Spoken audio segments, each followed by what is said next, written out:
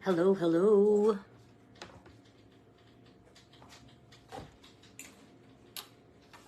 Kape tayo. Ay, shit. Yan. Pa-share naman ng live. Teka lang ha, Taragis. Ayan. Pa-share naman ng live. Live na live po tayo sa Facebook. Ayan. Para hamunin ang mga kupal. Diyos May. Ano ba yan? Teka lang, mag-share lang ako ng live. Hi, Archie Ang. Hello.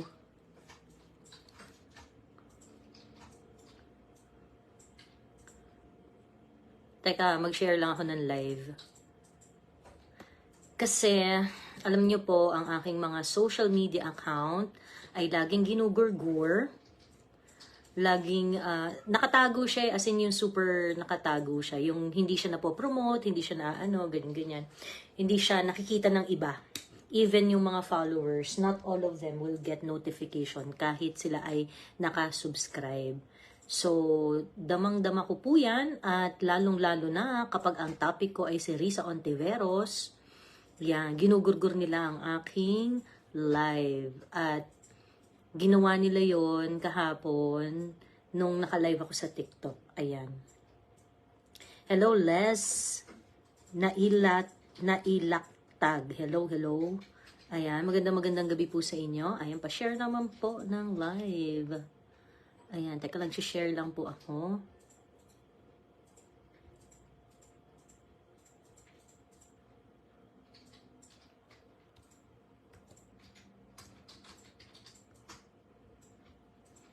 Teka lang ah.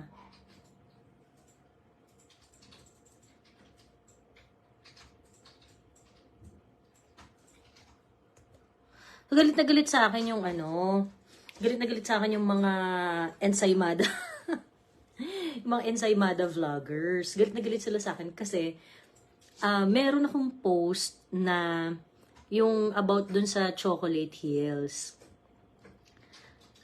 Na ang tawag dito, meron akong post na sabi ko, pag bangag ang presidente, bangag din yung mga alipores niya. Kaya panay kabangagan yung mga nangyayari sa atin. Ganyan. Sakit na sakit yung damdamin nila. Diyos me. Sakit na sakit yung mga damdamin nila. So parang, bakit mo sinisisi si BBM? Kineme, ganyan. But, sino sisisihin ko? Diba? Sino sisisihin ko? Sino ba ang may kapangyarihan ngayon at maaaring itama ang lahat ng pagkakamali? Sino ba ang maaaring magdesisyon ngayon para isolve ang mga issues na nangyayari sa bansa? Diba? Tapos parang, bakit mo sinisisi si BBM? Ba't mo sinisisi si BBM? Time and again, merong issue na nangangailangan na intervention ng Pangulo or at least ng kanyang leadership leadership guidance, wala mo siyang ginagawa. Diba?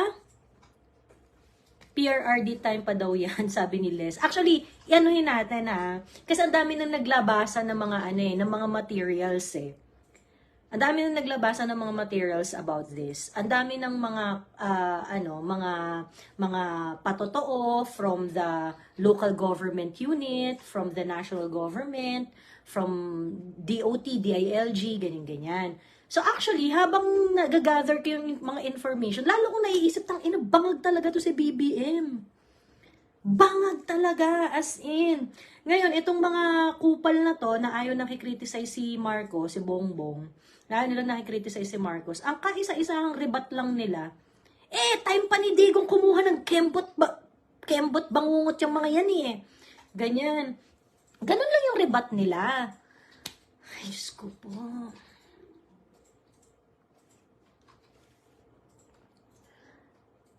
PCO, Diyos ko po, binabayaran nyo yan, yung mga influencers ninyo, para magdrama, at kung para magsalita na lahat ng mga bagay na mali ay nung panahon nangyayari na nung panahon pa ni Digong.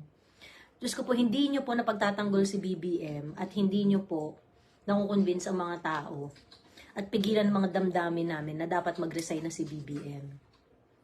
Maling-mali po yung approach ninyo, Diyos ko, tangina. Dapat, kinukonvince yung mga tao why we should stop calling for BBM's resignation. Diba? Diyos me. Okay. Simula na tayo. Game na ba? Game na ba? Nakakaloka talaga tong mga ano. Hi, Daniel Long. Hello, hello. Gusto mo na ba umakyat? Or mamaya na, dun sa ano, yung... Ito si Daniel.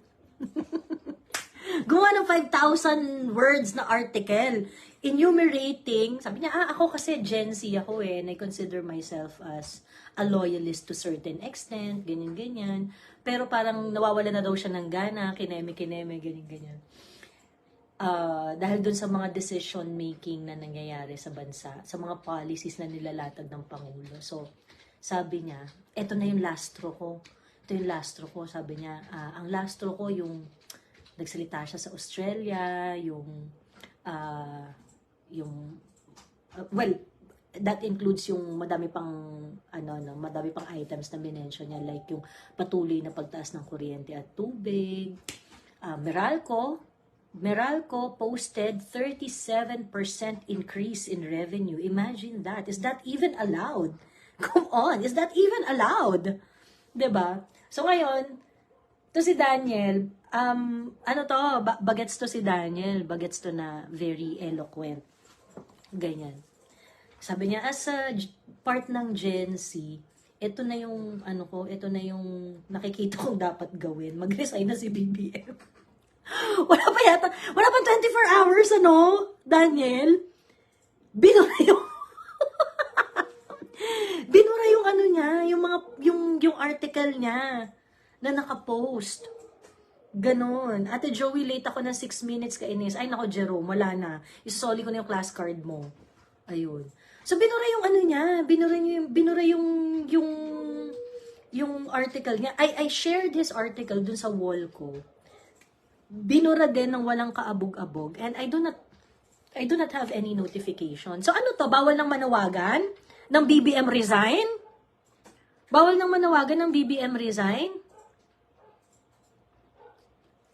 Alam nyo, hindi kami unreasonable na mga tao.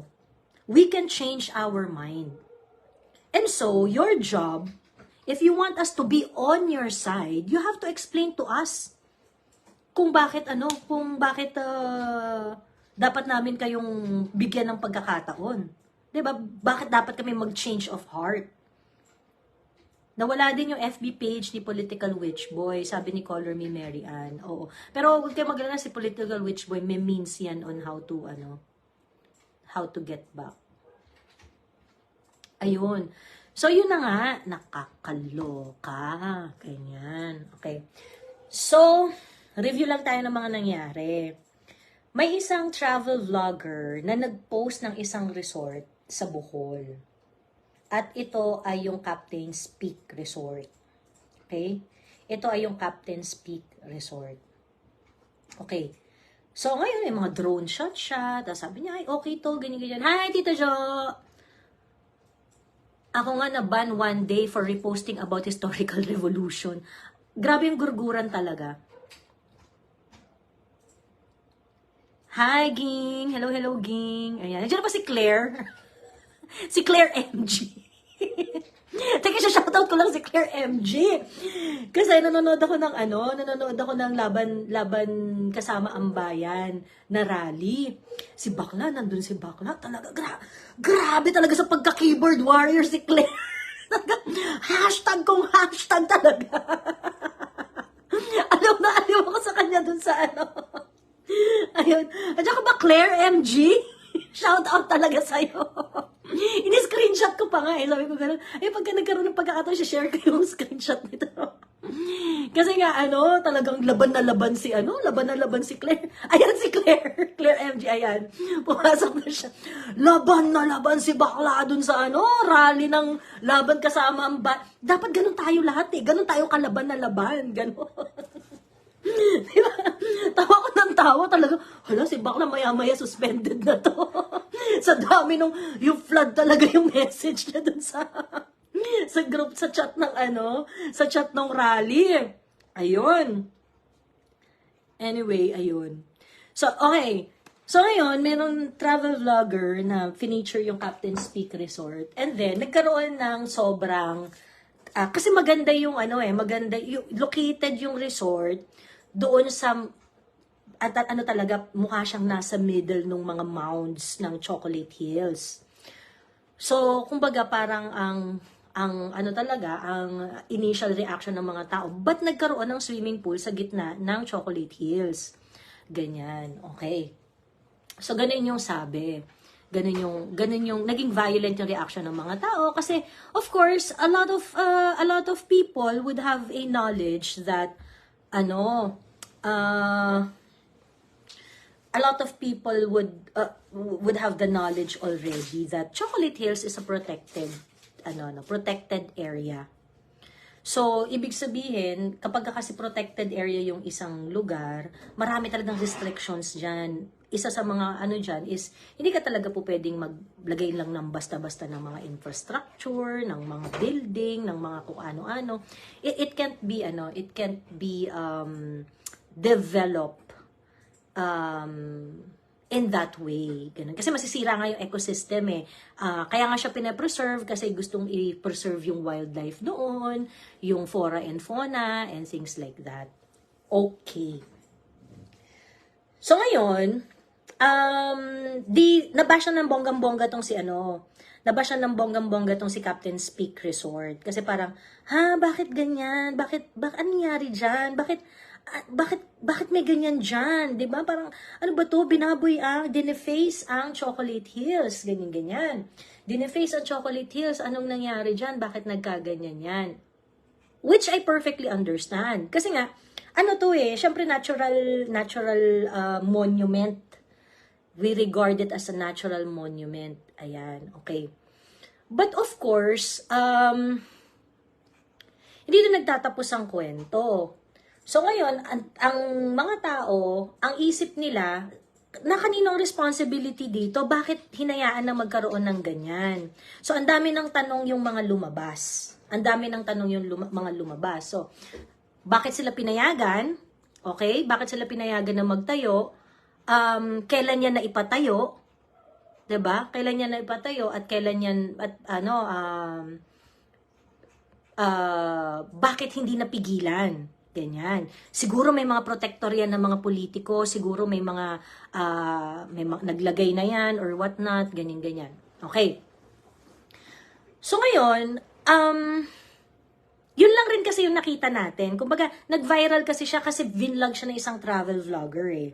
'Di ba? Vinlog siya ng travel vlogger. Okay. Ngayon, of course, dahil ang daming na bad trip, dahil we saw how Boracay was rehabilitated nung panahon ni PRRD. Okay? When there were several issues raised in Boracay, PRRD took it upon himself yung responsibility on how to rehabilitate Boracay. Okay? So, itong mga galit na galit sa, yung mga tawag ng DD shit, ayan, so yung mga tanga kayo, ganyan. Meron po kasi kaming standard. Pagka meron ganitong mga eksena, ina-expect namin that the national government is take cognizance of the problem. Okay? That take cognizance of, and I am not saying that the problem is just about building, marami, layer yung problema dito, and I'm going to discuss it as we go along, okay? I'm going to discuss it as we go along. Ngayon, so ngayon, ang nangyari, nabash na sila, ganyan.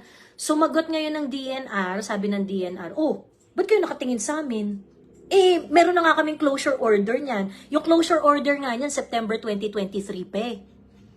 Sabi ng DENR. Ayan.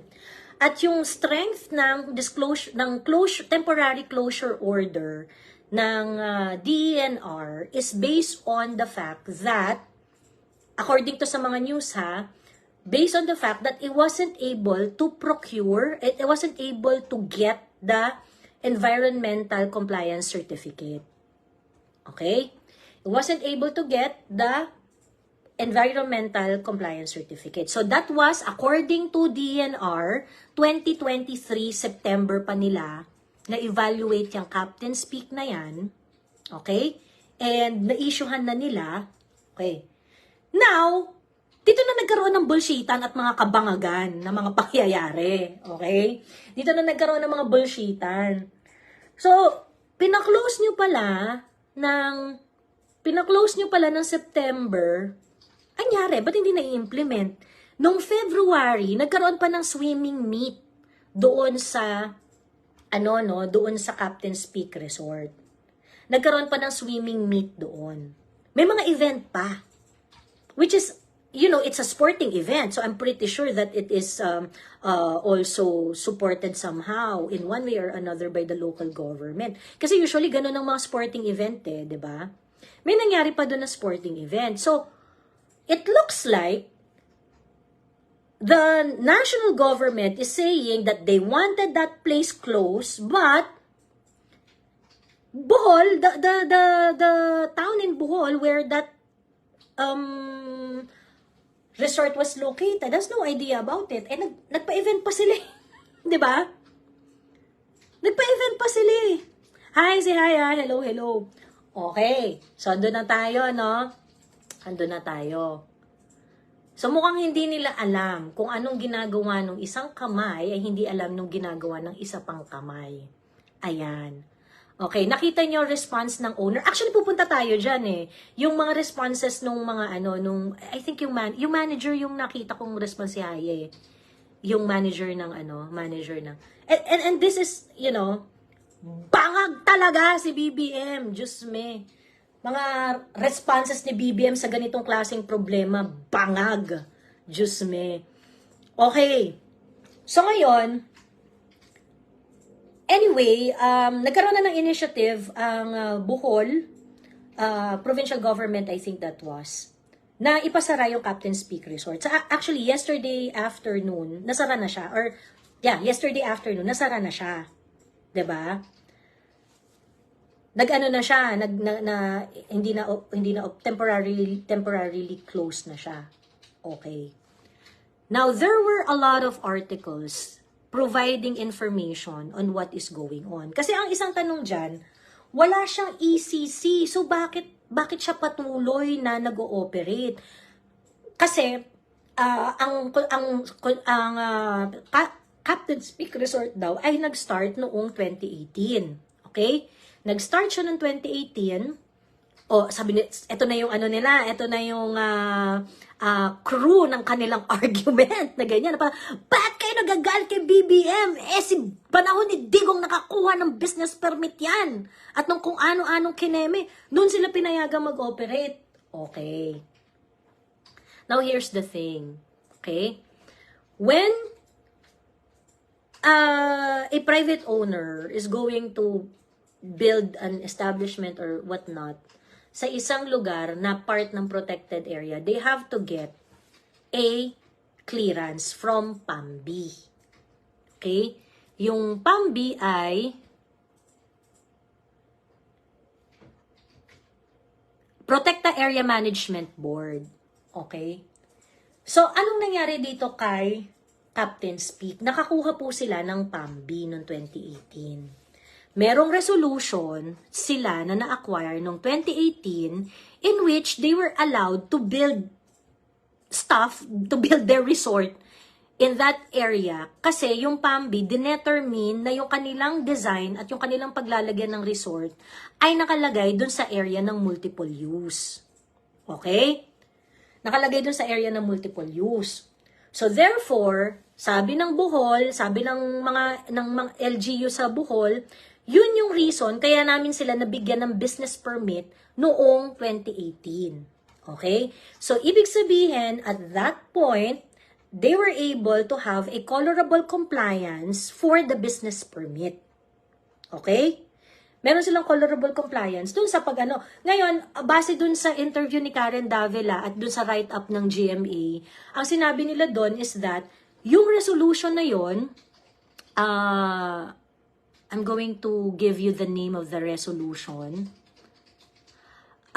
Chocolate Hills Natural Monument, CHNM-PAMBI Resolution Number 1, dated February 15, 2018. Kung saan, in-endorse ang project ng Captain's Peak Resort under specified condition. Isa doon sa mga condition is that later on, mag-a-acquire kayo ng ECC. Later on, kukuha kayo ng ECC. Yun yung isa sa mga condition niya. Okay. So, ibig sabihin, at that point, in 2018, meron silang colorable compliance doon sa pagtayo ng ano na yan, pagtayo ng resort na yan doon. Ganon. Okay. And then, so, ayun na nga, nakakuha sila ng business permit, nagtayo na sila, ganyan-ganyan. Then later on, ang claim ng Bohol LGU is that they started investigating yung mga natayong resort around the Chocolate Hills area. There are around 1,700 mounds in Chocolate Hills. Yun, composed siya of around 1,700 mounds. Okay? And hindi lang Captain's Peak Resort ang merong ganun. Hindi lang Captain's Peak Resort, hindi lang yung bayan kung saan nandun yung Captain's Peak Resort. Hindi lang sila yung bayan na merong resort sa may Chocolate Hills area. Marami din. Okay? Marami din. And ito yung nagdadagdag doon sa complexity ng problem, no? And this is very important later on, pagka na-demonstrate ko na sa inyo, kung bakit bangag tong Pangulong to. Okay? Kung bakit bangag tong Pangulong to. Ang claim ng local government, nag-explain yung ang nag-explain is the legal officer of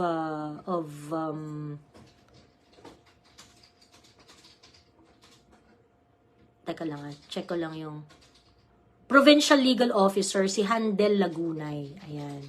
I'm not so sure if it's the same guy na in-interview ni Karen Davila, but it's the guy that was interviewed by GMA. Ang sabi nila, nagkaroon kami ng pag-aaral tungkol dyan sa mga recently, last year, nagkaroon kami ng mga pag-aaral dyan tungkol doon sa mga resort na napatayo around doon sa mga mounds ng Chocolate Hills. At meron nga ang iba doon na nakita namin na dapat hindi talaga siya naitayo dyan. Ganon. In fact, lumapit raw sila sa DNR upang tingnan ang mga ganitong pangyayari, pero hindi naman daw sila naka-receive ng reply sa DNR. Mag-usap kayo, DNR, LGU. Mag-usap kayo. Okay. Ngayon, ang sabi ni Lagunay, yung sinasabi ng DNR na 2023, okay? Ito yung sabi nila, no? Si Lagunay, ang sabi nila, yung provincial government of Bohol asked DNR to revisit the policies and guidelines on the construction of structures within multi-use zones in protected area. But the department allegedly did not respond. Okay. So ngayon, ang claim ng DNR, naglabas sila ng temporary closure order September 2023. Anong sabi ng LGU? Hindi po namin alam yan. Hindi po kami nabigyan ng kopya. Wala pong notice sa amin. Kung hindi pa namin napanood sa social media at nakita doon, hindi namin alam na meron palang ganun ang DENR. Ayan. So, ano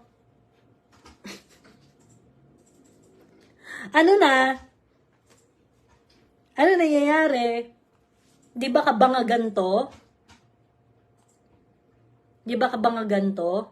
Okay. Nagre-raise na pala ng issue yung mga local government doon. Okay? Tungkol dito sa mga resort na to nagsusulputan doon. Okay? Anong ginawa ng national government? Ang pantapat ninyo is that you issued a temporary closure order na hindi nyo naman ikino-ordinate sa local. 'Di ba? Na hindi nyo naman kino-ordinate sa local. Is that how are you going to deal with this one? With this tourism problem? 'Di ba? Diyos me. Okay. Now, ngayon itong punto na to, okay? Kasi yung sobrang wala talaga akong makitang merit dun sa November 2018 pa nakakuha ng permit yan, kineme, ganyan. Eh, meron yung PAMBI resolution tapos multi-use daw, allowed yung multi-use. So, nag-comply sila. So, ibig sabihin, nakapagpatayo sila doon dahil nakakuha sila ng PAMBI resolution. The PAMBI resolution says that those area is multi-use. So, therefore, they can build. The project can proceed. So, nag-proceed yung project. 'Di ba? Okay. Ngayon, eto na yung problema. Dumadami na yung mga resort and it's becoming an environmental hazard. Okay. Now, the national government was asked, and the best thing that they can do is to say that, we issued a temporary closure order there. DOT even issued a statement. DOT even issued a statement na, yung Captain Peak Resort na yan, hindi naman yan, DOT accredited facility, ganyan. Hindi namin kilala yan. Tingnan nyo, nag-deny pa tong, inalienate pa ng DOT yung Captain's Peak Resort. Ganun pa yung ginawa. Okay. Ano yung kabangagan dito? Okay? Ano yung kabangagan dito? Chocolate Hills is a protected area. Okay? Mr. President. And whoever makes decision there, DILG, DOT, and the local government. Okay? It is a protected area. Okay? Now, if it is a protected area, it is something that we can also turn into ecotourism, right? Okay. Ngayon, ano bang gusto nyong gawin doon? Na huwag pagalaw kahit kanino? Kasi pagka ganun ang ginawa natin, na hindi gagalawin ng kahit sino, yung Chocolate Hills na yan, paano naman yung mga tao doon na umaasa sa turismo? Diba? Paano yung mga tao doon na umaasa sa turismo? Okay? Now, this is where we need a leader. This is where we want the president to step in. How are you going to marry yung fact na meron tayong environmental concerns dyan, and at the same time, the people from Bohol would be able to benefit sa blessings ng nature doon?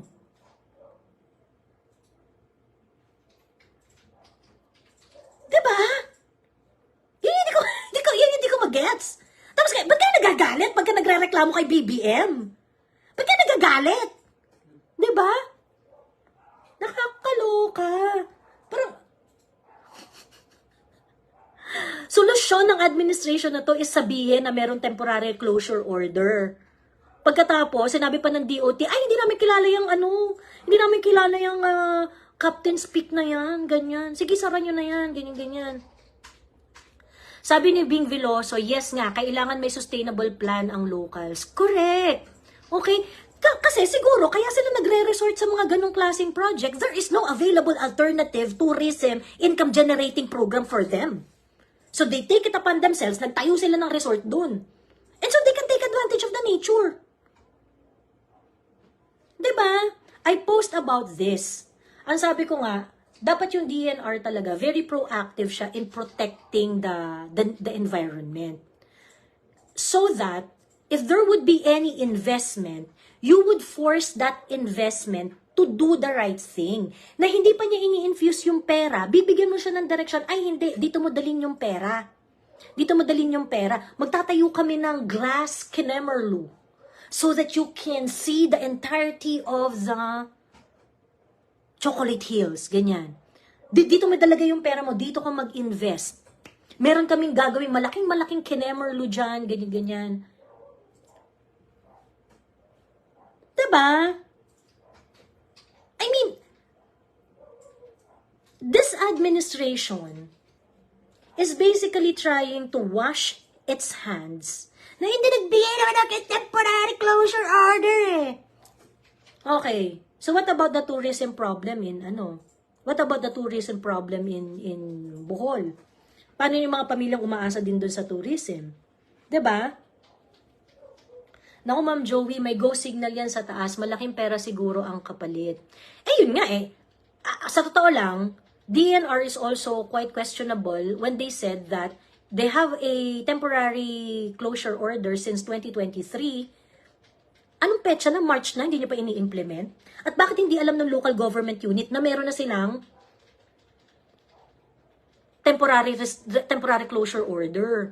Parang pinapalaway mo ang local sa kayamanan na hindi sila mag-profit. Sabi ng local, suffering sila sa taas ng presyo because of tourism, sabi ni Bing Veloso. Correct! Siyempre yung mga locals doon, they will find ways on how to earn money. Puta, sila yung taga doon, tapos hindi sila nagbe-benefit sa Chocolate Hills. Diba? Now, are we experiencing certain leadership guidance here?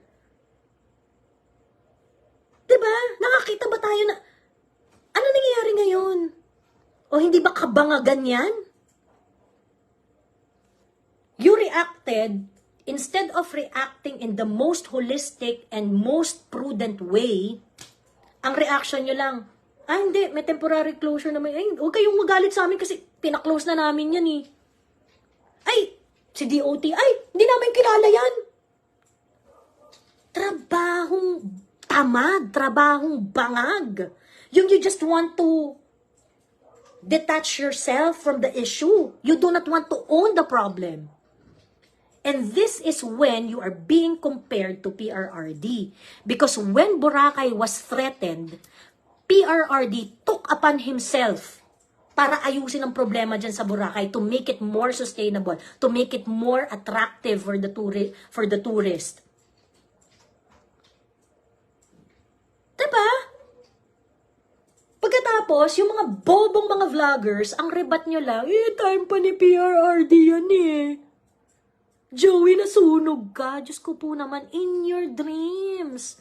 Diyos ko pa, wala kayong nasusunog kasi ang tatanga ninyo. Wala kayong nasusunog kasi, ever since the world began, ang lagi nyong rebat, ba't nung panahon ni Digong? Ba't nung panahon? Hindi po ganon. Kung gusto niyo po kaming pabilibin, kay BBM, hanapan niyo po ng action si BBM. Anong action niya? Anong action niya dito? Diba? Anong action niya dito? So yun, no? Okay, hindi ako masyadong yung sa akin, it is a protected area, but it is also true that protected areas can have multiple use areas that is determined by PAMB. So ngayon, pag na-determine yun ng PAMB na pwede itong multi-use. Pag pwedeng multi-use yun, then it can, businesses can be established there, kineme, ganyan. Then it becomes a question of monitoring. Diba? Ngayon, nandito na tayo sa monitoring moment. At itong panahon na to, Marcos na yung presidente. Pagkatapos, kayo mga putang ina yung bobobo ninyo, gusto nyo pa rin dalhin do sa usapan, kumuha ng permit. Diba? Doon yung gustong dalhin yung usapan, sa kuhaan ng permit. Apparently, ang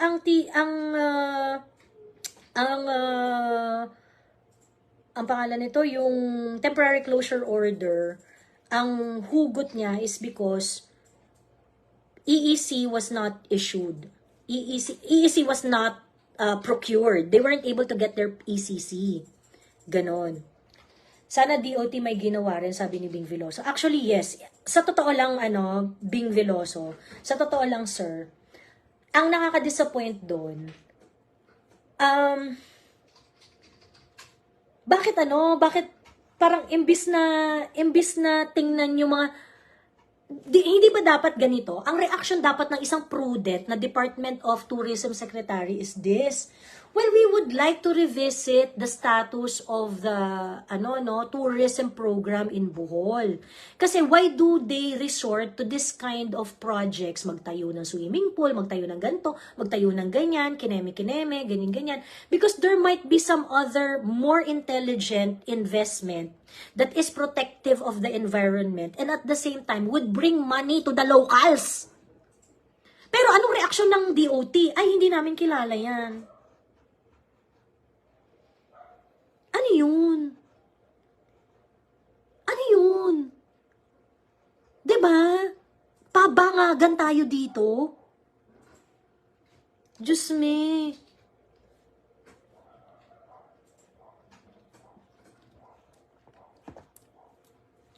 Ayun lang. Sabi ng DOT. May statement yung DOT, Sabi ng DOT, hindi naman yan tourism accredited establishment eh. Hindi naman kilala yan. Sabi ng DOT. Kaloka silang lahat. Ano kayang tingin nila sa trabaho ng gobyerno?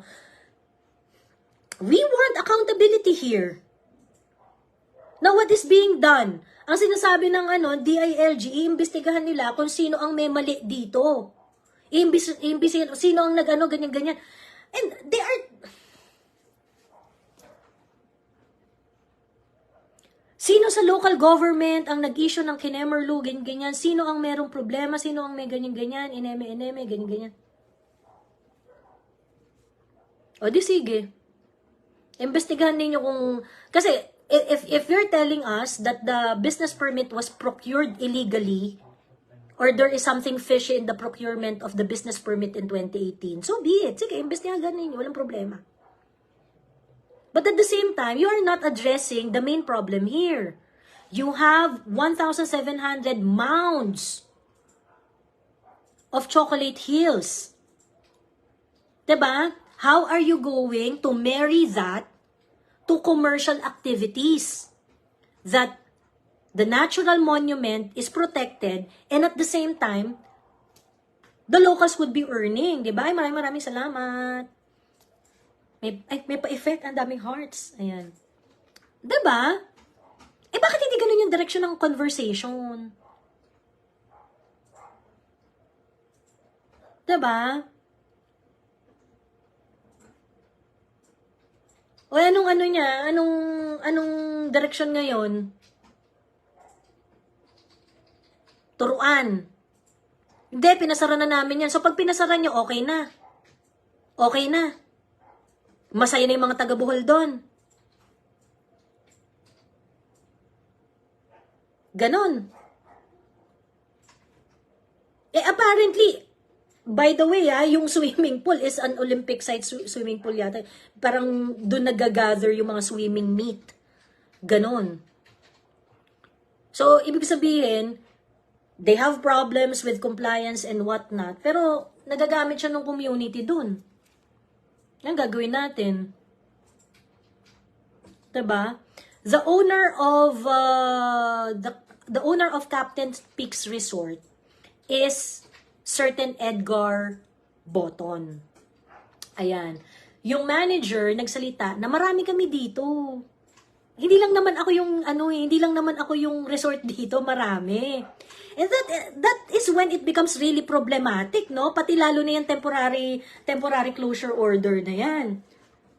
Kasi if DNR issued a temporary closure order for Captain's Peak only, ibig sabihin siya lang yung hindi nag-comply sa ECC? Is that the situation? Dapat, kasi I don't think na siya lang yung hindi nag-comply. 'Di ba? Sama ng loob ng taga Bohol kasi matagal na daw yan and pumupunta sila dyan. So, na-enjoy nila yung nature view. Sabi ni Bing. Eh, yun nga yung problema eh. Kasi nga, ano ba yung alternative dun sa mga locals para kumita sila dun sa turismo nila? If they allow that, sunod-sunod na yan, sabi ni si Haya. Ang sabi is they own that land. So, dapat talaga gawin ng win-win solution yan ng gobyerno. Exactly! Yun dapat ang direksyon ng conversation. Asa ng win-win solution? Putang inan tong mga ensaymada vloggers na to, ang solution nyo lang time panidigong yan! Tang ina, Diyos ko, ano klaseng conversation yan? Ganyan ba yung political conversation na gusto ninyo? Diba? Tang ina, walang suggestion! Gusto, time panidigong yan! Diyos ko! Tanga, asa na yung matatapang doon sa comment section? Asa na kayo? Di kayo makapasok sa live po. Tang ina nyo. Kukupal nyo. Makapagsalita kayo. Kakatamad lang kasi mag-reply sa comment Hi, Mami Tel. Ayun, dito yung mami ko. Ayun, hindi na ako magmumura. Ayun. Diba? Tapang nyo sa comment section Tapos galit kayo sa akin kasi kino-call out ko yung presidente. Tang ina nyo. Mas marami pang darating. Ano, pipigilan nyo ako na kinikriticize ko yung presidente?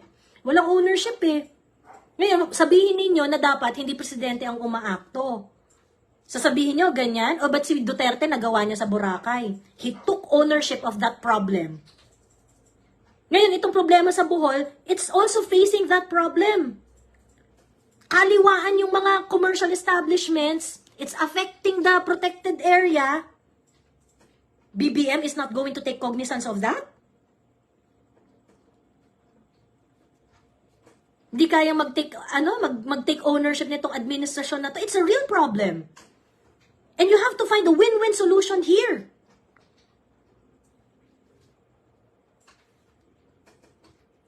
Diba? Biglang cambio ang DD shit, sabi ni Jake Soriano. Ako ba yan? Ako yung tinutukoy mo? Anong biglang cambio? Asan yung kinambyo ko? Wala akong binabawi. Bangag pa rin yung presidente mo.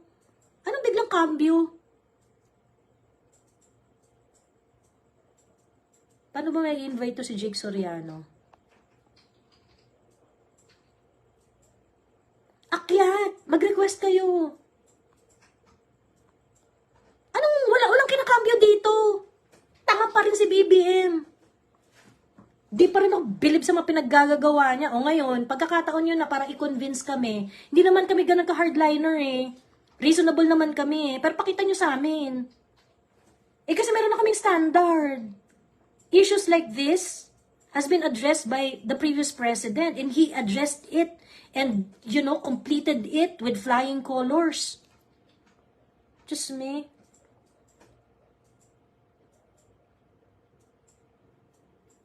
Bangag ang Pangulo, bangag din ang mga Alipores, DD shit pa more. Baka ang tinutukoy niya yung nagsasabi ng DD shit. Hi Joey, sa wakas nakaabot din, sabi ni Rain Santos. Hi, hello po. Yung napakakabubuhan mo malala na wala na lunas na sino kaawin nito ni Guwat? Ayun, baka pwede ako umakyat. May gusto lang ako sabihin kay Contreras. Sige po, go. Gigil ako. Ikaw, DD shit, sabi ni Jake Soriano. Jake Soriano, akyat. Bilis kung wag masyado matapang sa comment section kung hindi naman kayang umakyat. Merong request button dyan, tapos akyat ka.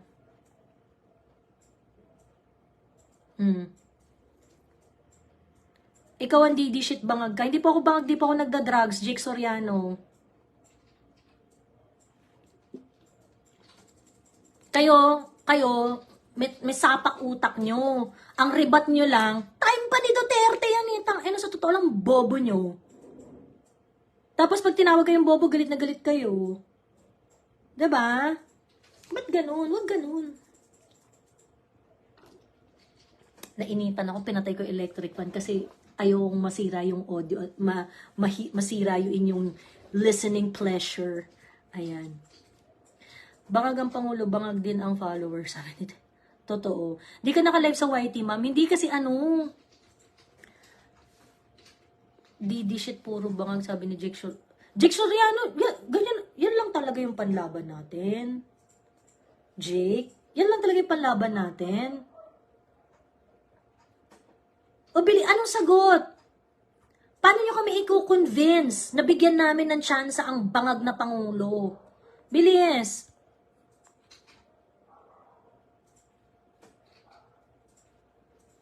Bangag ang Pangulo, bangag din ang Alipores ni Duterte. Hindi. Nag-iisip kami, Jake Soriano. Jake Soriano, isa na lang ha. Pag wala kang ambag sa kwentuhan, ibaban na kita. Okay ba? Shoota, sa gigil ko, di ko alam kung paano ko aakyat. Teka, paano ba to? Paano ba to? Rin. Hindi, kailangan ikaw mag-request eh. May ano dyan, may request dun sa ilalim. May ano dun sa ilalim na FB kasi ako nanonood. O nga na, FB tayo. Nasa FB lang ako nagla-live. Meron ba? Ay, hindi. Try, kung sa laptop, hindi ka yata makakaakyat. Sa laptop, hindi ka makakaakyat. Kailangan sa cellphone. Ganon. Wala po yung link.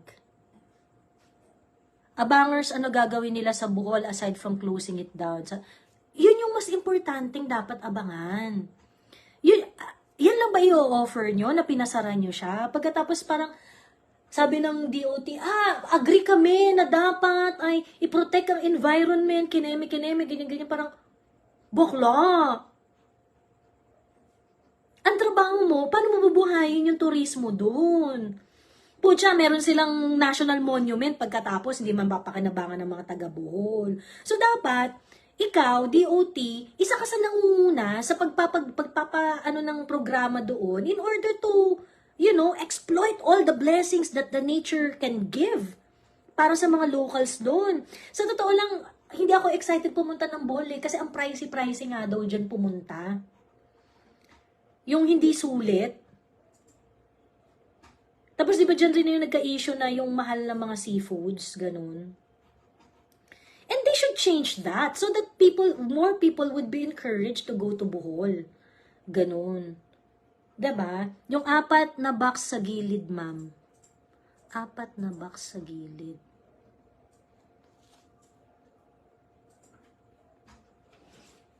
Jake Soriano, ban ka na. Wala kang ambag sa usapan eh.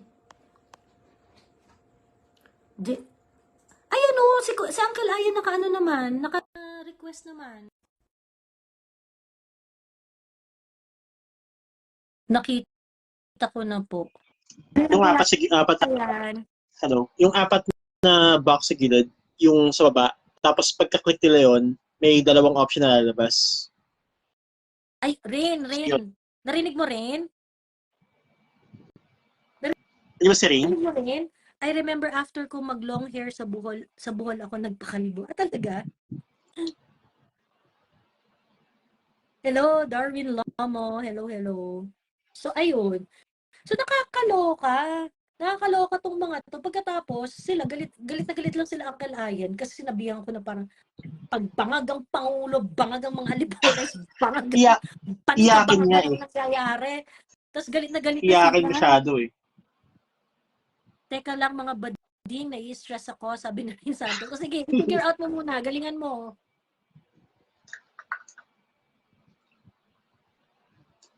Sige lang, take your time. Nasa lower left lang, basta yung 4 na parang box. Isang box siya pero divided into 4. Click mo lang yun. Oo.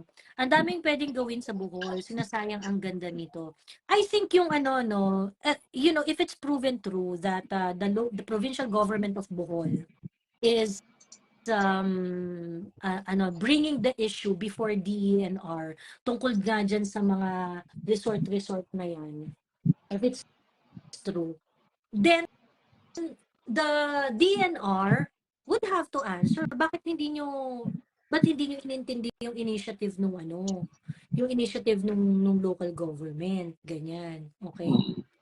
Also, Agree rin naman ako na i-revisit yung mga PAMBI resolution that determines yung mga certain area na pinayagan nila na pwedeng maging multi-use. Ganyan. Kasi dapat mag-inventory na rin po si mag-inventory rin. Dapat nga yan, nagtatrabaho si DENR at si DOT na parang ano ba yung aesthetically pleasing dito that since 1,700 naman yung mounts na yan sa Chocolate Hills, alin ditong area yung pagde-decidean natin na pinaka-prudent na ito sa area na to po pwede yung mga establishment for the Oo. maximum viewing ng Ang lapad nun eh. maximum. Sobrang lapad nun eh. So, hindi mo naman kailangan yung buong yun is gagamitin mo. Oo, Di ba? Pwede ka maghanap ng commercial talaga mismo doon. Yun nga correct. lang, hindi nila mas ay.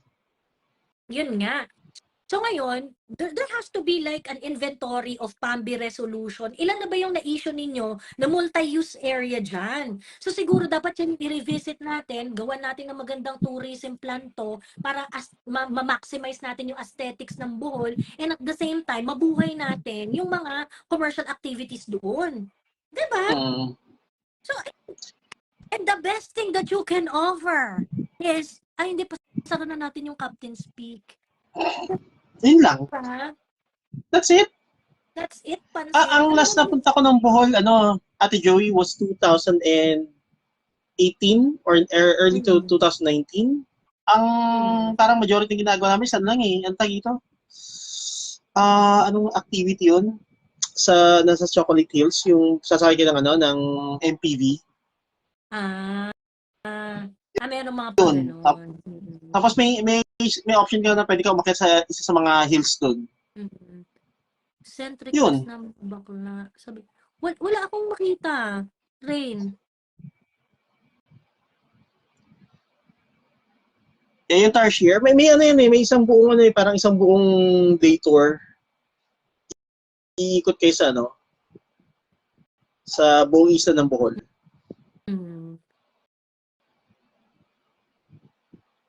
So anyway, yun. Anong Diyos ko, ano yun yung may offer ninyo. So, you want me to take back na sinabi ko na bangagang Pangulo, bangagang mga Alipores, bangagang panay kabangagan ang nangyayari. O hindi ba talaga panay kabangagan naman talaga nangyayari?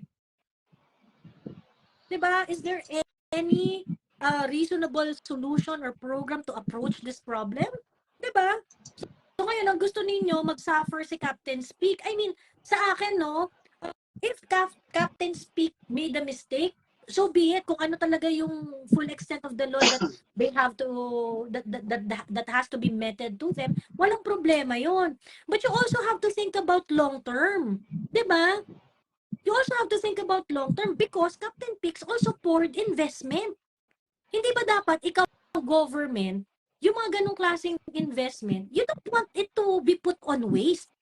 Diba? Ngayon, kung kunwari, magkakamali sila doon sa ginawa na, dapat sa unang-una pa lang, na kung kunwari hindi talaga allowed yung ganon, diba? Hindi ba dapat, sa unang-una pa lang, hindi kita hinayaan magtayo ng establishment kung talagang bawal. Correct. Diba?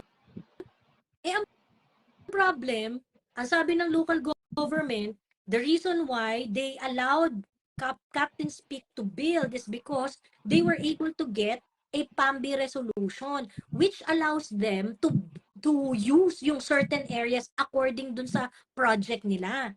Yung area pagtatayuan nila is a multi-use area. So, ibig sabihin, allowed talaga silang pagtayuan yun under certain condition. And one of the condition is that later on, you will have to get ECC. Yun yung requirement.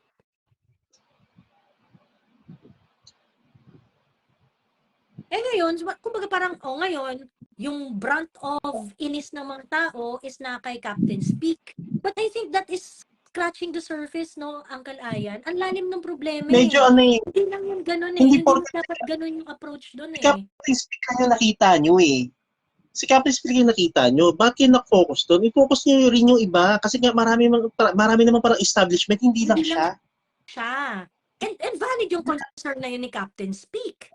Diba? Oh. So now, and I am the only one with temporary closure order. Diba? Exactly. Diba? parang ano yan, parang issue ni ng SMNI. Kami lang ba yung may ganitong issue? Oo. Bakit hindi patawag yung iba? Nauna sa bashing kasi yung yung Captain Speak eh. Oo. Unfortunately, Captain Speak suffered yung bashing na yun because of the vlogger who created the content nga dun sa area niya. Ganon. But be that as it may, yun nga yung national government, siya dapat yung mag-explain ng ay ganito yung problema, ganito yung issue. Well, ganito titingnan natin because apparently marami pala silang ganyan diyan. So mukhang ang approach natin dito sa problema nito ay dapat pag-aaralan at dapat mas holistic, mas sustainable para sa kalikasan, and at the same time can provide commercial gains doon sa mga locals. Ano ba naman yung gawin yung ganong bagay? 'Di ba? Ano ba gawin yung mga ganong bagay pagkatapos itong mga tatang-tang defender ni BBM, huy, time pa ni Digong yan. Tang ina nyo. Diyos me. Yan Yun lang na ang yung best kaya niyang banat. iba. Yan lang yung kaya Yun yung niyang best niyang ibanat. banat. Totoo. Diyos ko. Ikaw, Benji Contreras, bago ka bumanat-banat dyan, mag-isip ka nga ng maayos. Diyos ko, maka-day shit ka, tanga-tanga mo naman. Diyos ko. Binanat ba yung kay Pinoy? Uy, panahon pa ni Pinoy yung sa Boracay issue na yan. Wala namang ganun. Ginamit ba yun ng mga Di ba? Kasi ang ginawa ni PRL is that, okay, sige, temporary closure ng Boracay.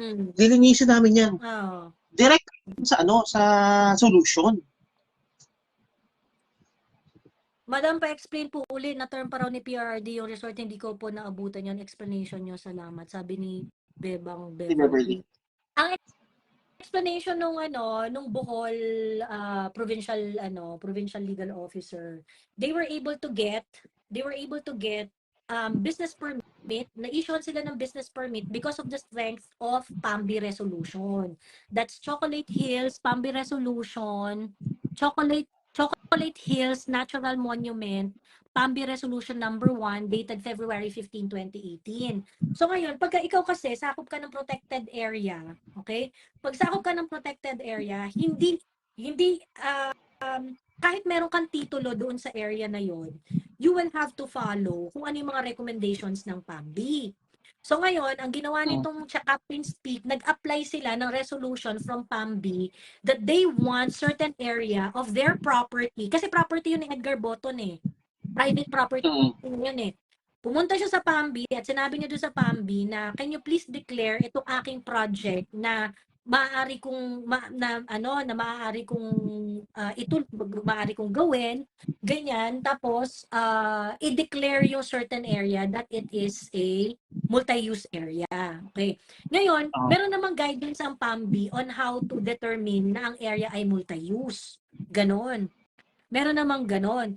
Hi, Mami Laika. Ito si Mami Laika, feeling ko expert to sa mga permit na ganyan. Yung mga ECC na ganyan.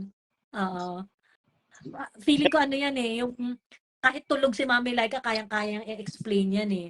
Ganon. So ngayon, na-declare na yung pinagpatayuan ng Captain Speak is a multi-use area. So therefore, they were able to build that resort. Okay. So ibig sabihin, merong colorable compliance. So kung ano man yung dapat nilang i-comply at the time na kinuha nila yung permit, yung business permit sa local government. Okay.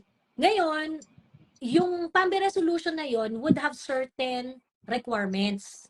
At isa nga doon sa mga requirement ng PAMBI resolution na yon is that, okay, papayagan ka, pwedeng go yung project na yan, but you will have to comply with the environmental compliance certificate, which Captain Speak did not do. Hindi sila kumuha ng environmental compliance certificate.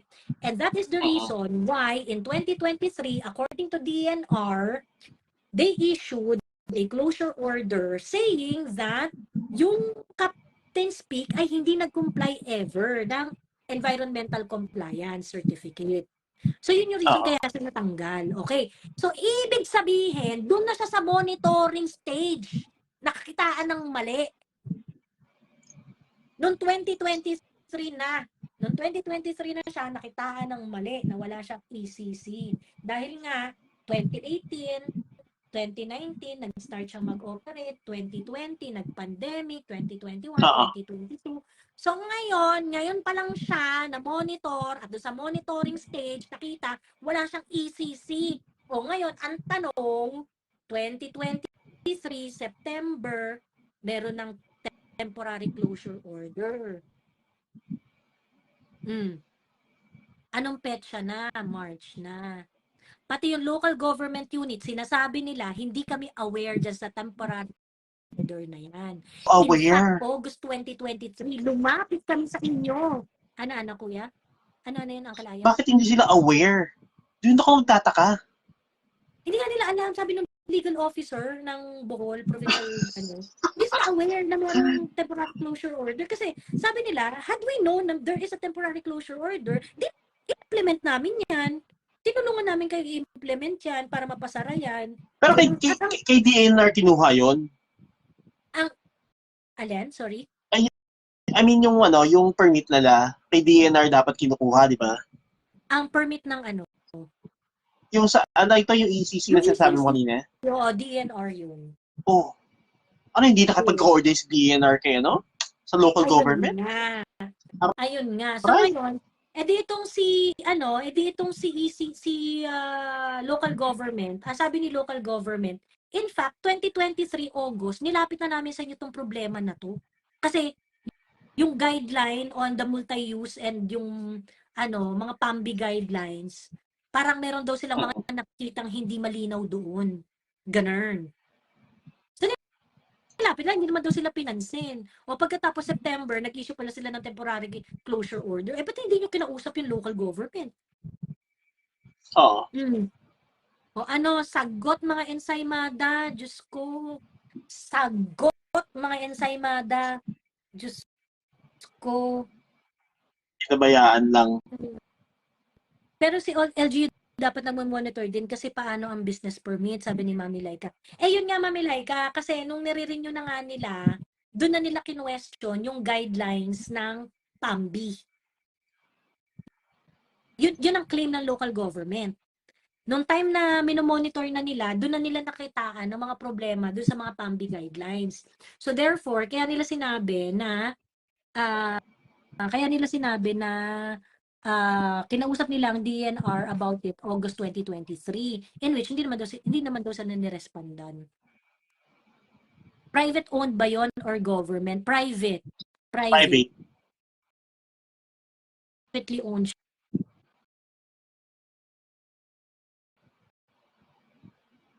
Ayun. Ano ba yung PAMBI guidelines?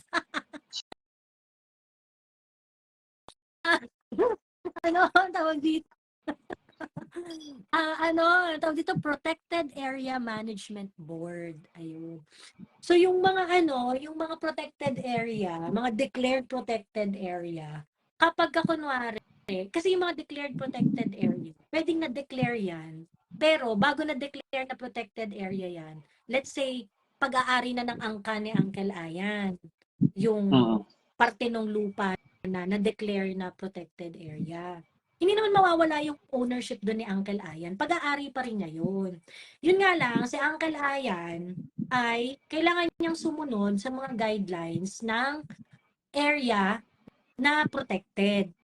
So, isa dun sa mga way to manage it is through the Protected Area Management Board. So, kung kunwari si Uncle Ayan, sabi niya, uy, meron akong 10 hektaryang lupa sa isang forest, protected forest area, ganyan. Kaso gusto magtayo ng mga tree house doon, ganyan. So ngayon, ilalapit niya yun sa PAMBI. Pwede ko bang gawin to doon? Pwede ko bang gawin to doon? Kasi hindi ka po pwedeng basta-basta magtayo ng structure, not unless... Kailangan mo magpaalam. Oo, kailangan mo magpaalam. Ganun. Ayun. Kasi bibigyan ka nila yata ng ito lang yung mga pwede mong gawin dyan. Ito lang hanggang dito ka lang. Malamang sa malamang may limitation, Uncle eh. Oo. Malamang sa malamang may mga limitations yun. Yan, depende yun dun sa peculiarity nung protected area. Ganon. Ayun. o Pambi? Pambi. Pambi. Pambi po, Pambi. Hindi po Tambi. Pambi o Pambi. Kala ko rin kanina, Tambi guidelines eh. Oo, Tambi Pambi. guidelines? May guidelines din sila. Hmm. Ayun. Rain, Wala pa si Rain. Rain Santos. Calling Rain Santos. Calling Rain Santos. Calling Rain Santos. Ayun. So anyway, so parang ang sa akin naman, you know, all this statement coming from national agencies are addressing the problem of the people, especially yung mga taga-Bohol, especially yung mga taga-Bohol. Kasi ang nangyari nga, okay, since sinayaan yung mga taga-Bohol na mag-decide kung paano gagawin dun sa mga pagpapatayo doon. O ngayon, nagalit yung mga part ng ibang lugar, ng ibang bansa na hindi taga-Bohol kasi nga it looks like nasisira yung natural monument doon. 'Di ba? Ngayon, if we're going to do that, we need to find a win-win solution here. You cannot just say dun sa mga taga-Bohol na, oy mga taga-Bohol, wag niyong hahawakan yung Chocolate Hills kasi natural monument 'yan. 'Di ba? Pwede ba naman 'yun? Ayun. Hindi mo pwede basta yung ganun. Oo. Hindi naman po pwede yung ganun. And, yun nga, no, parang kami rin problema dyan sa local government eh. Kasi they should have planned it better. They should have planned it better. Kung paano. You know, just like what they did in Palawan. Kasi yung sa Palawan, sobrang tindi nung vigilance ng mga Palawenyo eh. Yung mga Palawenyo, they take it upon themselves to protect their environment. So parang for them, lahat sila bantay kalikasan. So lahat sila talaga nagmamalasakit doon sa mga protected areas nila and whatnot because they felt na kasi itong mga natural blessings na ito, this provides job to us. So therefore, incumbent upon us na protektahan ito or things like that. I don't, diba, maybe they can learn something from Palawan, from the Palaweños. Ayun. Ganon maglatag ng problema ng bansa. Mga ensaymada. Ganon maglatag ng problema sa bansa. Ang problema kasi sa mga ensaymada hanggang surface level eh. Surface level kasi sila. Hindi yung parang, panidigong yan eh. Tao talaga ako doon. Digong yan eh. Diba? Just me. Ngayon, kung kunwari, nakita ninyo na mayroong katiwalian doon sa pagbibigay ng business permit noong 2018, so be it. Time pa ni Digong yun. Baka mamaya, yan pala kailangan bigyan ng chance na dinggin sa Senado kaya sa Congress yung mga ganyang issue. Just our environment. Baka naman pala, mababaw naman pala yung nila, yung mga batas natin about it. Sabi ni Tenten Maria, usong ecotourism, Davao, South Cotabato, ginagawa na ito. Sana may implement yan, panahon ni PRRD na uso ang ecotourism. Actually, di ba nga ako pabalik-balik ako dito sa Negros? Ang dami ko nang napuntahan dito ang kalayo ng mga river resort. Ganon. Tapos, nagmamanage local government. And I think they're really doing a good job. Kasi, ang ganda talaga. Ang ganda talaga, protected talaga. Tapos talagang they check on the people. Talagang inaano nila na, I mean, everyone would also take their time na, magpunta kami sa ilog this weekend. Ganyan. Ano yun, sa Victorias ba yun, babe? Victorias, yung isang parang protected kinemerlu doon. Ang ganda. Tapos, marami ka rin ma-observe na mga ibon na ang cute, ganyan. And, you know, buhay na buhay yung mga ecotourism sites na yon every weekend. Kasi marami talagang bumibisita. Meron din hot spring dito sa Memoria naman, yung Mambukal, na favorite ko rin puntahan. Government-owned din. I'm not so sure if it's really raking revenues, pero grabe daw yun before pandemic, talagang sobrang daming pumupunta. Tinatangkilik talaga siya. And you know what the local government did? They really regulate the after the pandemic.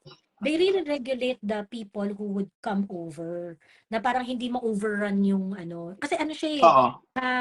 hot spring siya eh. Hot spring So siya. para parang katulad ng ginawa nila sa Boracay na okay, limit lang yung dami ng tao na pwedeng pumunta on a certain Mm, period, a certain day. Hindi niya pwedeng oo, basta-basta oo. punuin Oo. para hindi Ganon. ma-overwhelm yung capacity ng Oo. lugar. Oo. Ay, Maraming maganda yung maganda yung dito, yung pag-manage ng local government sa mga mm. ecotourism spots. Daniel, akit ka na? Ay, pababa na ako, matutulog pa. May pasok pa ako bukas. Mamaya pala. Sige. Okay. Bye! Sige. Tulog ka na, Uncle Ian. Thank you sa pag-akyat. Okay. Tinry ko lang. Baka kasi hindi pa nakakakit yung iba eh. Kaya taka ako. Ako nga Bakit si Uncle Ian, ito ang totoo, PI and community empowered pa. Misread natin tong article, nabanggit din ang Captain Speak and it seems ni clear sila ni Pambi unlike ni Bud Agta. Mamilig, aakyat ka!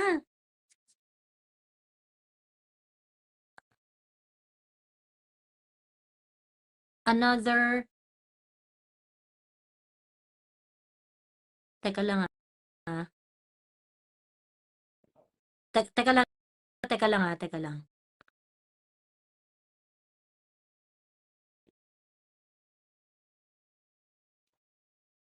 Hello, Stephen Kinok. Ayan.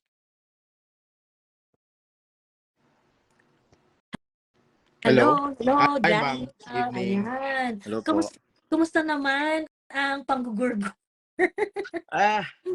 First time grabe na ngayon, ma'am, no? Yung censorship. Actually, nagulat ako kasi I shared your article sa wall ko. Natanggal siya. Walang notification at all. Mm-mm. Walang notification at all. Same rin yung friend ko eh. Ganun rin yung nangyari sa kanya. Kwento mo Nawala. sa amin, what was that article all about ba kasi? Okay. So, kagabi, I decided to write an article. Sabi ko, si BBM. Kasi, may nagsasabi sa akin na parang medyo daw, middle ground daw or may perception na pro-BBM po daw. Sabi ko, hindi, I need to stand in solidarity with what is happening. Mm-hmm. With sila SMNI, yung political persecution nangyari kay Pastor Kibuloy. Sabi ko, maling-mali na to eh. Sobrang na sila. So I thought, I decided to do what some would say I do best. Lahat ng mga baho nila, I would expose them from domestic policy, foreign policy, political issues. So, yun yung ginawa ko. So, inabot ng 5,000 words. Sabi ko, okay na to. Tapos, pinapublish ko sila kay sila Kamentong sa Asian Century Journal. At inapprove nito mga I think 4 a.m. Tapos na-publish sa website nila mga 6 a.m., 7 a.m. na ganun. Gising ako 12 p.m. So I started to share around yung article. Tapos wala naman problem. Usually, ganun yung ginagawa ko pag may bagong article. Sinishare ko sa lahat ng tao. Sa inyo, ma'am, sa ibang mga ibang kaibigan ko. Tapos, ang nangyari is, mga 2 p.m., may notification po sa Instagram. Sabi doon, your post has been removed for spam and violating community guidelines. Pero wala silang binigay na rason. Ano yung specific na spam? 'Di ba?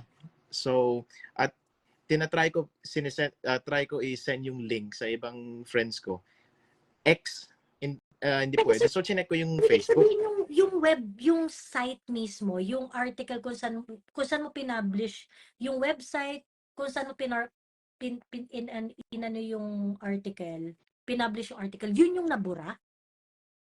Hindi. Kasi na-try ko yung ibang article nila Kamentong, nila Kaado, yung Asian Century Journals, asiancenturyph.com, wala man problem. Actually, yung mga luma kong articles, wala man Yun lang. Yung article lang yun lang. And strange po yan. Strange po yun, ma'am, kasi That's what I do all the time. Pag may bagong article, pinapost ko sa Instagram, sa Facebook, sinashare ko sa ibang friends ko. Walang problem. Ngayon lang, and this one in particular. Tapos, nagkataon din, yung friend ko, before you, may isang friend ko, pinost din sa Facebook niya. Sabi niya, bigla nawala. Actually, may isang page, yung RHK yata, isang defense whatever page nun. Sinabi sa hindi niya ma-open yung link. Sabi niya, this link is spam or ganyan, hindi ma-redirect. At pag sa desktop, kasi ganito yun, sa Messenger, pwede pa nila i-access. Like, pwede nila i-click yung link and access within the Messenger. Pero sa Facebook desktop, hindi pwede. Sabi doon, this link is violates our community guidelines. So, I was surprised. So, I quickly asked yung tech namin sa website, tinanong ko, yung buong website ba namin, yung Asian Century Journal na blacklist o yung article lang, yung article ko? At chinek yung article ko lang.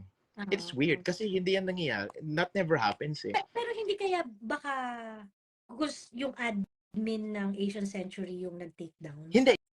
Yung website, yung link, you could still access that one pa. Pero hindi mo pwede i-share sa Facebook or Instagram. Like, hindi nakikita, para hindi lang siya shareable. Hindi lang siya shareable. Para alam niyo para pardon me, para siyang bold site, hindi mo ma-send yung mga ganyan, ban yung link. Pero accessible naman. Wait.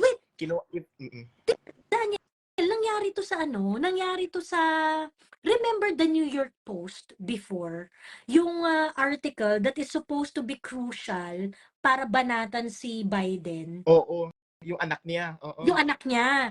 And then niya. what they later on after the election, na-realize nila that there's something strange doon sa article na yun. It cannot be shared. Oo. Diba? Somebody told me, yung friend ko, yung kasi after nawala yung bigla, same thing sa inyo eh. Walang notification, walang anything, bigla nawala yung post to the article. Sabi ng friend ko, he was referring to, sabi niya, 2 words, Facebook Singapore. Tapos may naalala ako, may nag-expose si Maharlika na sabi daw niya, nung nandun sila First Lady at yung iba niya, ibang kasama niya, dun sa Singapore, may meeting daw sila sa Facebook Singapore. I don't know, pero you know that I have a suspicion eh. Kasi kanina may isang DFA person nag-chat sa akin sa Viber. Tapos sabi ni Daniel, ano to? Tapos I don't know how to respond. Siyempre, column ko yun eh. So I don't know if mina-monitor tayo or whatever, but weird. Ano ba kasi sinabi mo? Ang sasakit kasi ng sinabi mo eh. Ano ba kasi, bigyan mo nga kami ng rundown ng mga points na sinabi mo dun sa article. Yun lang, yung summary, yung rundown, yung summary ng article ko po is, number 1, domestic issue. Mahal ng kuryente, mahal ng bigas. Tapos, I contrasted yung nangyayari ngayon sa junior at sa time ni senior. So, contrast. Yung time ni senior, we achieve rice self-sufficiency. Actually, nag-export pa tayo ng bigas sa ibang bansa dito sa Asia. Tapos ngayon, tayo ng number 1 top rice importer sa buong mundo. Okay? Or yung next, yung kuryente. Nung time ni Marcos Sr., yung tatay niya, binili niya yung Meralco from yung mga oligarch, mga Lopezes. Tapos, para i-ensure na mura at reliable ang kuryente. Tapos, this time ni Junior, yung pinoint out mo na ma'am kanina, earlier, yung 37% na 37% tubo ng profiting off of basic. Si MVP, napakawalang hiyain talaga yan. Sabi niya, he was bragging pa. Kasi yung fourth quarter last year, 2023, sabi niya, 59% higher profits compared to last quarter last year. Basic needs yun eh. Hindi you should not be bragging about that. In the midst na, mahal ng kuryente. Which is weird, Daniel? Kasi, they are only allowed to clock in certain percentage of their profit. Hindi siya may ano yun eh, may ratio yun eh. May ratio yun. Oh, I yung think WAC. Tawag doon WAC ata. WAC, WAC yes, eh. yes, yes. Oo. Oh, Oo. yan. Yeah. Yun yung tawag doon. So basically, yun lang yung allowable profit that they can clock in. Yun lang yung Yes. allowable. Kasi you cannot really earn so much from it. Kasi nga, pagka kunwari, you already have the franchise, you already have the business running and whatnot, ganyan-ganyan, napakaliit ng chance na malulugi ka sa kuryente. So Mm-mm. therefore, that is why it is a regulated industry, You can Mm. only earn so much. So I find it a little bit weird, well, not really little bit, very weird, that they are boasting doon sa 37%. Like, is it even legal? Is it even allowed? Are you even allowed to recover such kind of income? Well, may tinatawag ng regulatory capture. Yung mga agencies tasked to regulate may sila Meralco, pati yung Manila Water at ang iba pa, they have been Sila na rin captured. yung, They've been sila na captured. rin nagde-decide. Yeah, and the other, yung may ibang points dun sa article ko is about, of course, yung foreign relations. Diyos ko. Yung sabi yung nga sinabi ni Ma'am Lorraine Badoy dun sa rally, sa laban kasama ng Bayan dun sa Bonifacio. Sabi niya, sa Manila, we are being led to war because dahil tuta si BBM ng Amerika. Tapos I reminded him, yung contrast, BBM's father, si Senior, tinanggal niya ng coup d'etat dahil gusto na, he was demanding the US, number one, pay rent. Ngayon yung EDCA, walang renta. We're paying for everything. Tubig, kuryente, lahat. At labag yan sa Constitution. Actually, nung 2016, nung senador pa si BBM, sabi niya, actually may resolution, may Senate resolution that time, and 14 senators, including the late si Senator Miriam Santiago, pati si BBM, nag-sign sila ng resolution saying that EDCA is invalid. It's not a valid treaty. In fact, yung mga ibang BBM supporters, sinasabi nila, yung EDCA, declared constitutional daw by the Supreme Court. Tanga, si BBM mismo was against the Supreme Court's decision to say that says that EDCA, kasi sino nag-lay down yung decision, nag-pen yung decision, iba si Sereno, wala na yan eh. Tinanggal na yan ng COA to. So, null and void yung appointment niya. And yun yung project nila that time ni Aquino. So, yung sabi ko lang is, sa article, yung I guess na-offend siguro yung iba dyan, sabi ko is, kasi we just finished EDSA po naman, di ba? EDSA. So, marami pang sinasabi na we need to revive the spirit of EDSA. Yung mga dilaw, whatever. Pero ngayon, mas masahol pa yung, yung mga nasa sa kapangyarihan. Mas masahol pa sa yellow yung pagka-yellow Oo, absolutely. Mas dilawan pa sa dilawan. And sabi ko, wala na yung EDSA spirit kasi some people, they want to appropriate yung spirit of EDSA para, sabi na, EDSA 4 or EDSA whatever 5 para itanggalin to si BBM. Sabi ko, hindi. Sabi ko, yung unfinished revolution ni Andres Bonifacio and whoever, it will not come from Manila. Kasi yung original EDSA, hindi yan, that was not from the true genuine Filipinos. That was a US project. The project ng mga oligarko. Isang power power grab yun ng mga elites, ng mga oligarchs, ng mga US doon. Sabi ko, yung true spirit of the unfinished revolution, hindi yan magagaling sa Manila. Magagaling yan sa Davao City. Siguro nagaling sila doon. Kasi I'm saying na yung speech ni PRRD doon sa yung hakbang na may rally doon sa January, doon sa Cebu, at ngayon sa Manila, sa Bonifacio, sabi ko, listen to the crowds. Take a look at the crowds. Listen to the speeches. Hindi nila kailangan mag-hire ng mga third-rate celebrity, kung ano-anong mga performer. Hindi nila kailangan ng mga yung magpuwersa ng mga government workers para i-attend. What PRRD is there, he's a one-man show, and he can, and people, siya isang, he's a visionary, he's a revolutionary. So sabi ko, Kasi ito yung sentiment ng karamihan ng mga loyalist ng mga BBM supporter. Dati, mga underdog po sila. Mga underdog, oppressed sila ng system, ng university, yung mga colleges, yung mga dilawan. Ngayon, nasa poder na sila. They are now assimilated into the system. So, lahat ng mga, tao, etchepuera na, yung mga, their loyal core supporters, sabi ko dun yung mga core supporters ni BBM, wala na. Sila Maharlika, sila Sas, pati si Vic Rodriguez, wala na. Sino man titira dun? Yung mga, yung mga bayaran ng mga like, wala silang prinsipyo. I could really tell. So, siguro yun na nagalit. And, but I think, bad trip naman kasi talaga yung, hindi naman talaga maganda yung tingin ng admin sa Asian Century, di ba? As a whole. Oo. Di ba? Parang, asar talaga sila sa inyo di ba? They want to portray us as pro-China. Pero ito yung strategy ko, ma'am. Ito yung strategy ko. Kasi yung mga ibang BBM supporter dun, whenever you criticize the foreign policy of this admin, sasabihin nila, pero yung time ni PR, for example, sabi mo, when you say na, when you oppose, yung nag-gaslight tayo, kung ayaw namin yung EDCA, sabi niya, ba't hindi din-determinate ni PRRD yun? So yung strategy ko is this, inuungkat ko yung lumang statements ni BBM. Sabi ko, hoy, may dalawang BBM dito. Ito yung sinabi niya before the election. Ito yung So, yun yung strategy ko. So, wala silang retort, Yung rebuttal lang nila, kagaya ng sinasabi ng yung issue yun sa Chocolate Hill sa Bohol. Time na PRRD yan. Yun lang yun. Sasabihin, well, times have changed.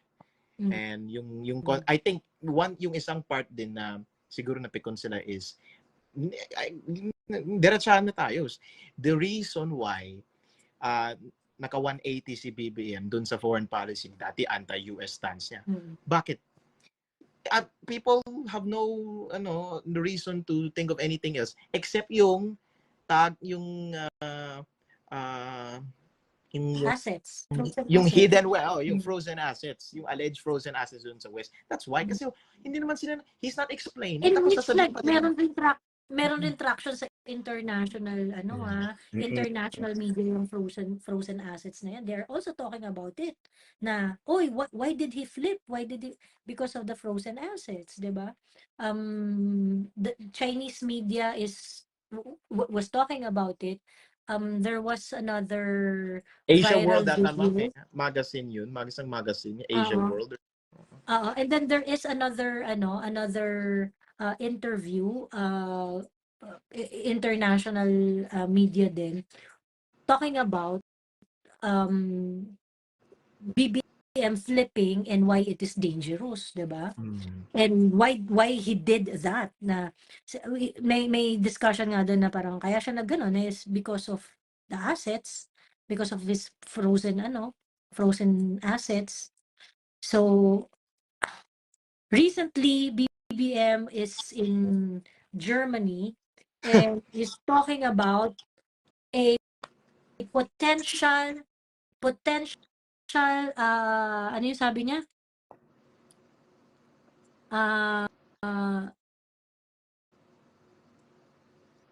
Potential outright conflict. The Philippines daw is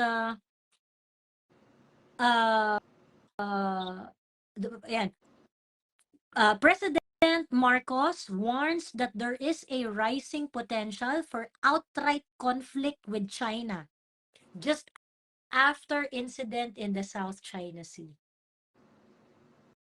Diba? Gusto pa niya ng yung the other things I pointed out in the article is chacha nito. Sabi ko, if you really want to attract foreign investors, ipatalsikin yung mga EDCA bases na yan. Kasi no idiot will invest in a war-torn country. Yung bangag talaga, ma'am. Sabi niya, we want to invite mga foreign investors. At the same time, sasabihin niya, the Philippines is in the front lines like World War II. What is this guy thinking? So, may report dun, I think from Manila Bulletin, last year, yung foreign direct investments were down 6.6%. And may net outflow ng $200 million. Yeah. So, And yung may nakita akong pie chart, I think pinost ni Sir Jason sa out of yung mga investment pledges, 7% lang na materialize. 7% lang. And yung travel expenses ni Office of the President Is noong in billions 2022. na. Oo, 1,453%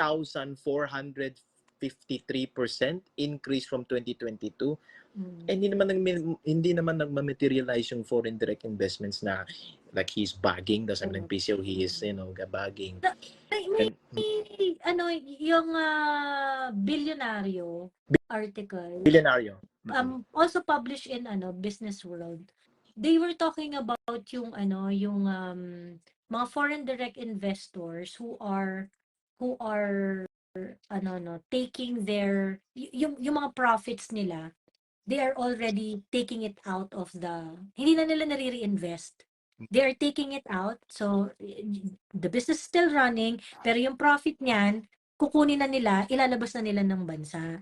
Minimeasure din kasi yun, guys, eh. Kasi syempre, usually, kapag i-reinvest nila yan, meron kang parang nilulook forward na, ay, gusto nilang palawakin yung business, gusto nila ng long term, ganyan.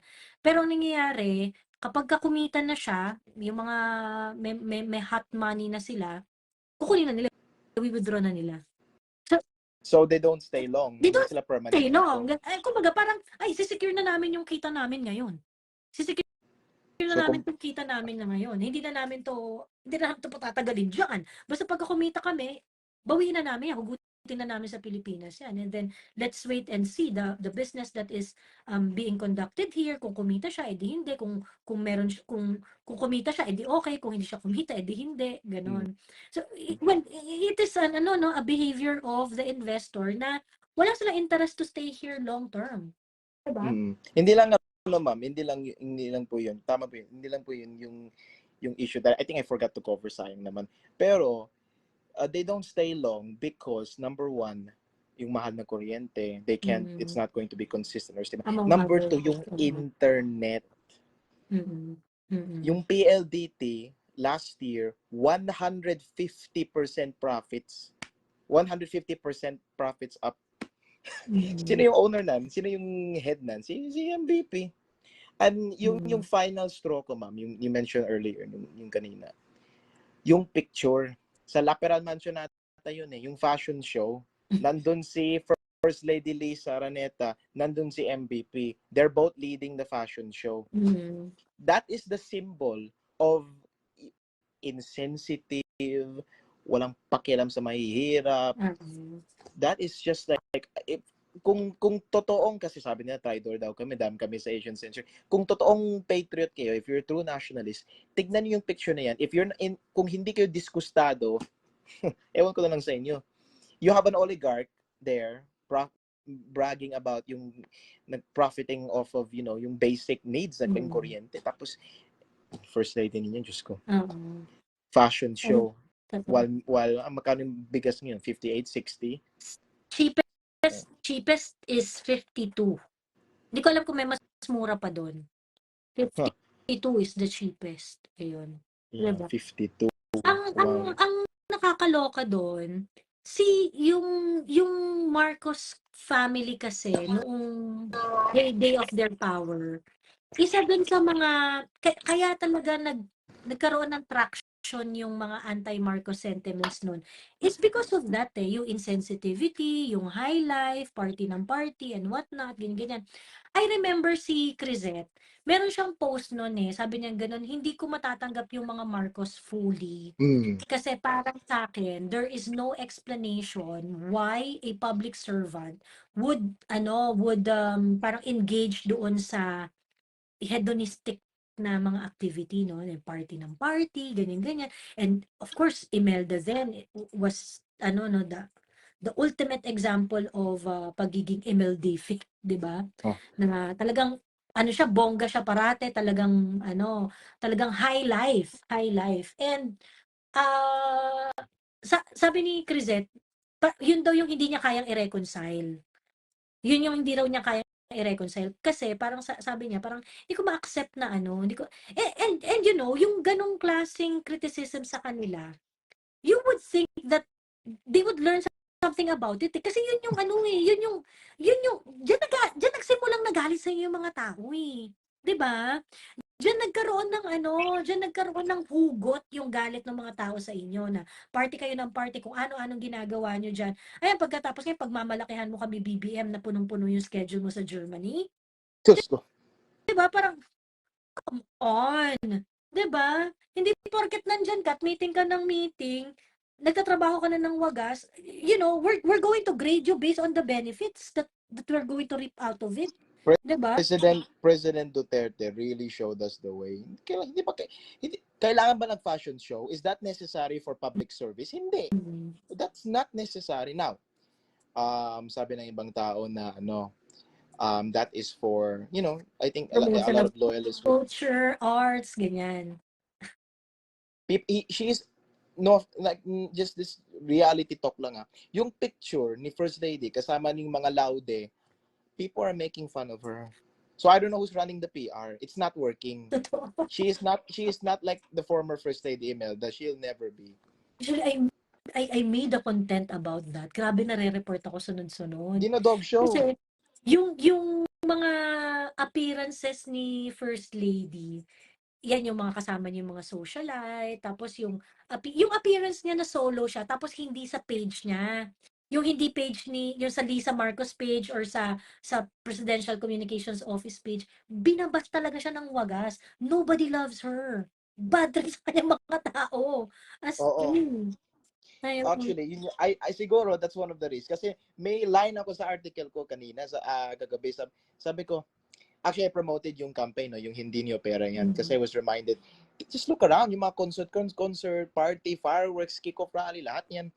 Tapos I said, I wrote, let me remind everyone, hindi nila pera yan, number one. And number two, sabi ko, the entire government needs to, for every centavo, dapat nyo you make an accounting. And I said, we should really take seriously yung pahayag ni Pangulong Duterte na wag na tayo magbayad ng tax hanggang hindi sila nag-accounting. I-open the books for all the money. Tapos sabi ko, yung taxpayer money, verbatim yung line na I wrote talaga, sabi ko, yung taxpayer money should not be used on editing pictures of First Lady Lisa to make her look slim and young. Sabi ko, you should not do that. Kasi clear naman, naalala nyo ma'am, yung train picture, nakasmile siya. Yun yung pinost sa official Facebook page niya. Slim, yung tiyan, flat. Tapos I think from Daily Tribune, may isang babaeng reporter, nilabas na yung the same, I think a few moments after, unedited, ganun siya. Parang like, she is like it's not chubbier. pleasing. It's not very pleasing to the eyes. Sayang na I don't have a copy. Nasa yan yung sa page ni Political Witch Boy, pero suspended na siya ngayon, hindi mo makita yung picture niya. Shinare niya. Ayun nga, hindi ko maintindihan tong administration na to eh. Kaya nga, imbes na awayin nyo kami, ang dami-dami naming hugot kung bakit kami bad trip. Imbes na awayin nyo kami, we are not unreasonable people. We are not irrational, unreasonable people here. Paliwanagan nyo kami kung bakit meron pa kayong nakikitang light at the end of the tunnel. 'Di ba? Kasi ang lalim ng hugot namin dito eh, kung bakit kami bad trip sa presidente and dun sa guidance na binibigay nila sa bansa. They are not leading us to prosperity. They are leading us to ruins. Come on. Diyos me.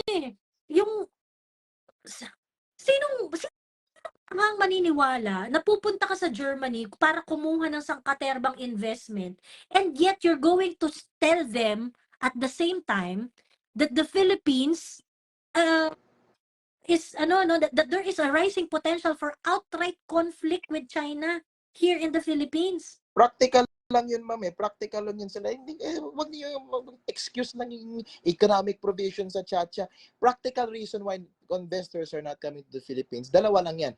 Yung mga EDCA bases at yung unstable situation to South China Sea at yung mahal na kuryente at internet. Yun lang. That's it. No need for that is the root of the problem. But umaalis yung mga investors o hindi nananitili dito because of that. Yun lang. Maglokohan. Mm.